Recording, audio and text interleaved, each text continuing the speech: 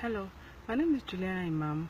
I'm a legal practitioner. I specialize in intellectual property, entertainment law, sports law, music business. I'm a singer and songwriter. My topic for today is how to collect royalties globally. And this has to do with collecting societies/PROs. I'll be explaining that today. This is my 6th class. Thank you for joining me. Before I continue, I would like to encourage you to hit the like button, share with a friend, tag. Also, feel free to drop your comments if you understand what I'm saying, or ask questions if you think there are things I need to clarify better. Now, I would like you to also put where you're watching from. If you're watching from Nigeria or you're watching from outside Nigeria, please feel free to say I'm watching from this country or that country. Please also follow me on my social media and my YouTube handle. Feel free to subscribe. Now, collective societies are sometimes called copyright collective agencies, licensing agency, copyright society, copyright collecting societies, performing right organization, that's PRO or PRS. PRO is actually described like that in the US or in Canada, and PRS in Europe. So collective right management. So if you hear any of this, just know that they're talking about the same thing. Now, a collective society is a body created by a copyright law or private agreement which engages in collective right management. Also, they represent groups or copyright and related right owners such as authors, composers, publishers, writers, photographers, musicians, and performers. They collect royalties on behalf of their members, artists, authors, musicians, featured artists, non-featured artists, producers, record label.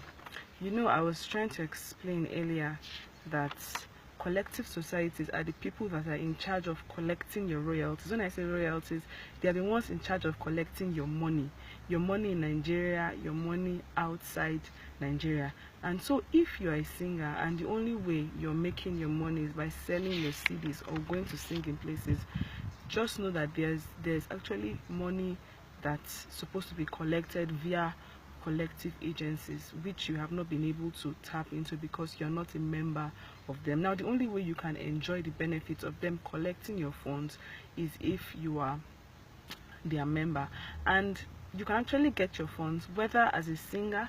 You can get your funds even if you back up, even if you're a backup singer. If your name is included there, you are supposed to get a particular percent. And if you're a record label, also there is an avenue, there's a collective agency that you collect your money from. So there are different ways in which you can collect your money, both in Nigeria, and you can also collect it in whichever country you register with. Now, PROs collect performance royalties. Now, in the US they call it PRO, and collective agencies, collective societies, I say they are actually like a broader agency or society that collects both the performance and the mechanical and every other royalty.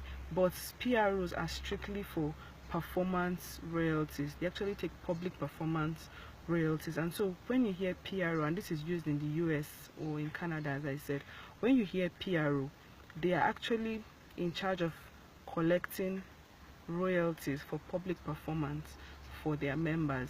And this can be through radio, TV, when it's played in clubs, played in restaurants, on the airplane, in elevators, parks, wherever it's played. This is a public performance, and this is where they get their money from. Public, it's actually divided into two, as I talked about in my previous classes. There's a writer's share and there's a publisher's share. So when the PRO gets the money for the public performance, they pay the writer's share to the writer, and they pay the publisher's share to the publisher. Sometimes they will pay directly to the publisher.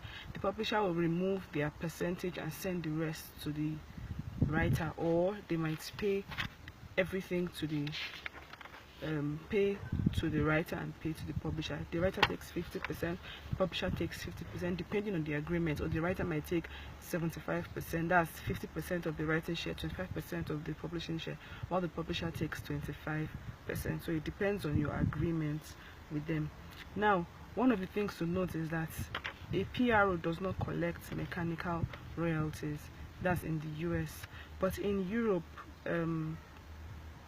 it can actually be paid directly that way, but in the US it's actually paid to another body that is in charge of collecting the mechanical royalties. That's the HFA.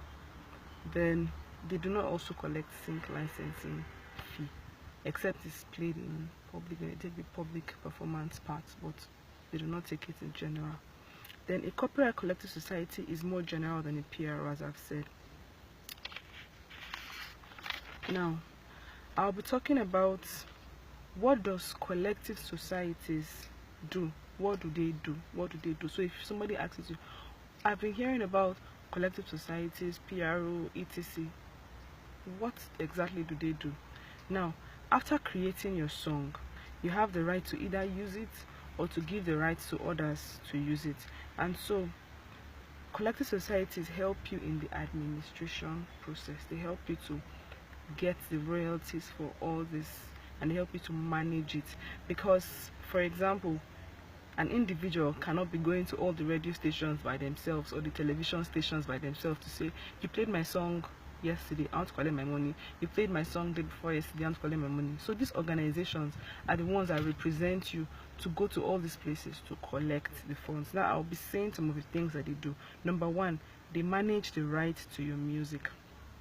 They manage the rights, as I explained earlier. They go to these places where they are performed or where they are used, and they help you to collect your funds. Then they enforce your rights.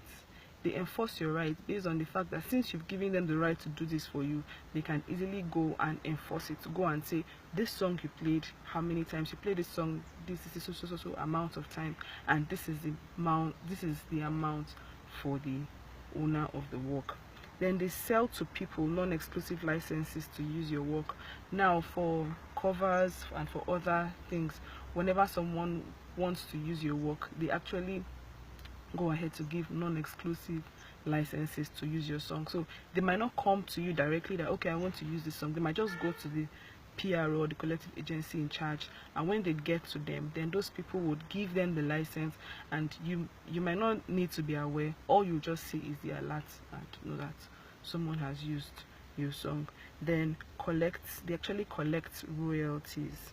Now collecting royalties, this happens through compulsory license or individual license negotiated on behalf of members. So compulsory license, this is once your song has been put in public area, public space, then people can easily say they want to use your song for something, and when they come to use your song, you cannot now start saying, I don't want to give my song to you. Since it's in public space, there's a compulsory license. They can take it to use and they pay you for it. Then doing all this for you, they remove a particular commission or admin fees depending on which one you're part of. Then they pay royalties and distribute royalties. So when they go and get the money for the singers that are members to that particular collective society, they now collect the royalties, they deduct the admin fees, that's their commission, and they pay you your money to your account. It can be through bank, through direct deposit, or they can send you a check. They also arrange for royalties with other foreign collective societies. So if maybe in the US and your song is being used somewhere else, they can arrange to collect it from that place for you. Then they also enter into reciprocal agreements. They create international affiliations with other collective societies. This is, as I said earlier, they communicate and they create relationship with foreign collective societies in order to get your funds from your songs that are played in whichever country they are played from. Then they sell individual licenses and blanket licenses to use their catalog of songs for a period of time. Now let's say there are 1,000 or 100,000 people signed as members to a particular collective societies. Now this collective society can give a blanket license. That's for all the songs now in their catalog. They can give it to a radio station to say, okay, this is the songs played for a particular period of time, let's say for one quarter for 1 year, they might give them the license to play. So this is called a blanket license, because all the songs in their catalog are given to, or their library is given to a particular radio station, whatever, that plays music, to use it and use it for a particular period of time. Then they negotiate licensing fees for public performance reproduction. So you are not the one as a singer to now say, if you want to play my song, this is the amount you have to pay. No, they are the ones who negotiate how much will be paid to each individual, and they have their way of calculating how much will be paid. Some use fingerprints to track how many, while some use other methods. Then they act as lobbying agents for interest groups. They act as lobbying for interest groups. Now, let's say there are actually legislations that need to be made to improve the money that comes to creative people. Now, this, you might not be able to go by yourself to maybe the House of Representatives or some other people that hold the power to all this. You might not be able to go to them to say, okay, I want you to make this law for us. But as a body, as a society, they can go on behalf of their members to create favorable laws, or to lobby so that favorable laws can be made for their members. Then they simplify the process for users that need to identify the copyright owner and negotiate a license on behalf of on individual basis. Now, for example, if somebody wants to use your song, and yes, maybe you put your song on the internet and someone is searching for your song. Someone is just searching randomly for a wedding song.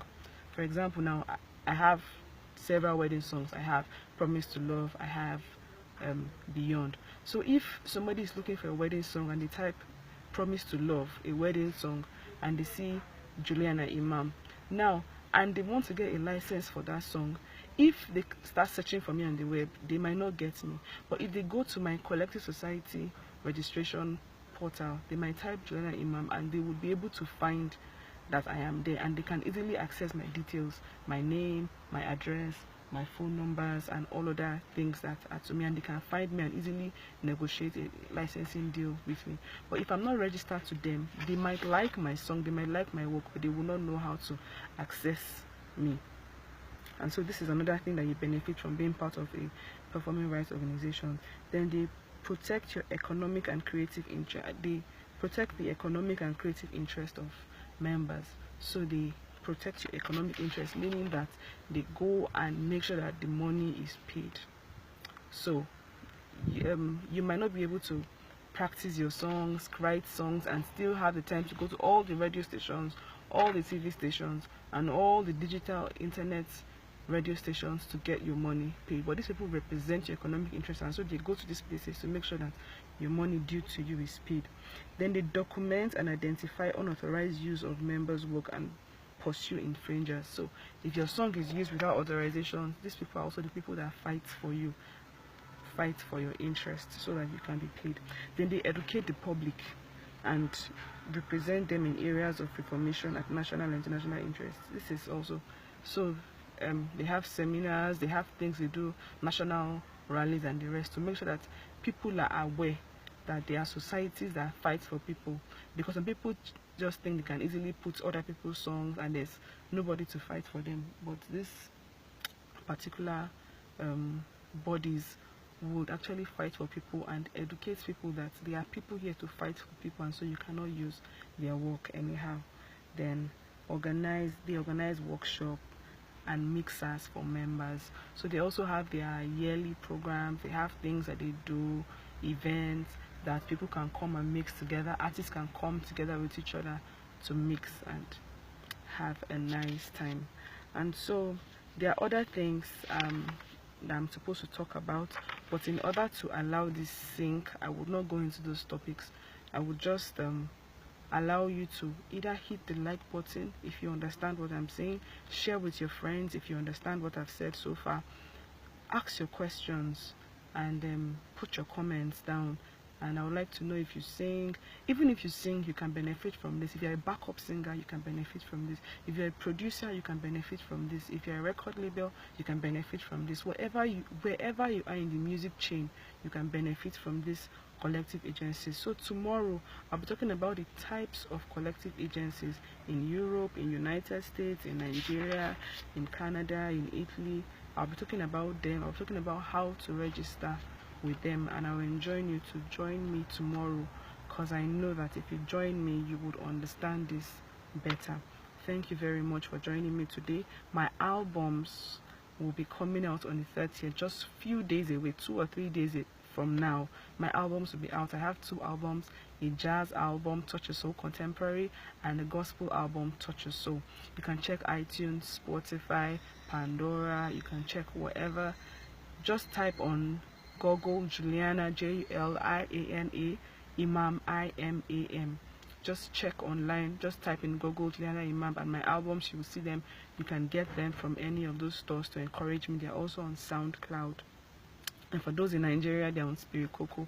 You can also get them, or check my website www.julianaimam.com. You can also check to get latest information about the album release.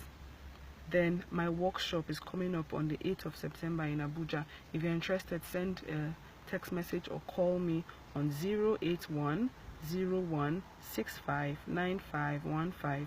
If you're not in Nigeria, you add +234 8101659515.